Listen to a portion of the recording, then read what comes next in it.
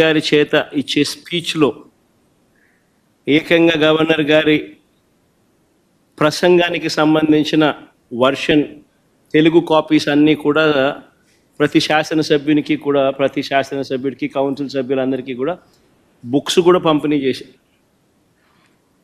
మళ్ళా అర్థం కాదేమో ప్రజలకు అని చెప్పి వాళ్ళు ఇచ్చిన దాంట్లో చూస్తే 4 లక్షల ఉద్యోగాలు ఇప్పటికే ఇచ్చేసాము. ఆల్రెడీ 4 లక్షల ఉద్యోగాలు ఈ 9 నెలల కాలంలోనే 4 లక్షల ఉద్యోగాలు ఈ 9-10 నెలల కాలంలోనే 4 లక్షల ఉద్యోగాలు ఆల్రెడీ ఇచ్చేసాము అని చెప్పి ఏకంగా బుక్కుల ద్వారా ప్రింట్ కొట్టి మరీ సర్క్యులేట్ చేశారు. ఒకసారి చూపించండి అమ్మా ఒకసారి.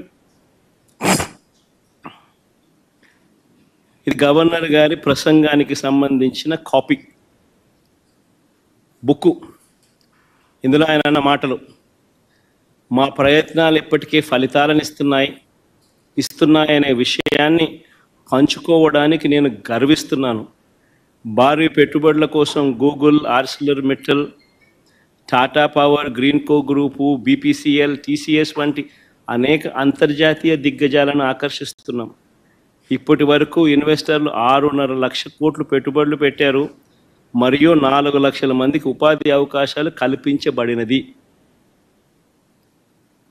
గవర్నర్ గారి చేత గవర్నర్ గారి ప్రసంగం అని చెప్తూ గవర్నర్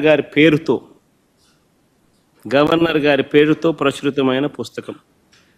ఇంతటితో ఆగిపోలేదు వీళ్ళ అబద్ధాలు, ఇంతటితో ఆగిపోలేదు వీళ్ళ మోసాలు.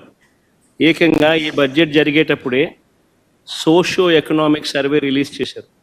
2024-25కి సంబంధించిన 2వ సోషియో ఎకనామిక్ సర్వే. ఇది 2వ బడ్జెట్ కాబట్టి 2వ సోషియో ఎకనామిక్ సర్వే కూడా రిలీజ్ చేశారు. 2024-25కి సంబంధించిన 2వ సోషియో ఎకనామిక్ సర్వేలో వీళ్ళు దాంట్లో ఏకంగా ప్రింట్ కొట్టేశారు. ఏమని కొట్టారు? ఎంఎస్ఎంఈ సెక్టార్లో 2024-2025కి సంబంధించి ఏకంగా 27,07,752 ఉద్యోగాలు ఇచ్చేశారు.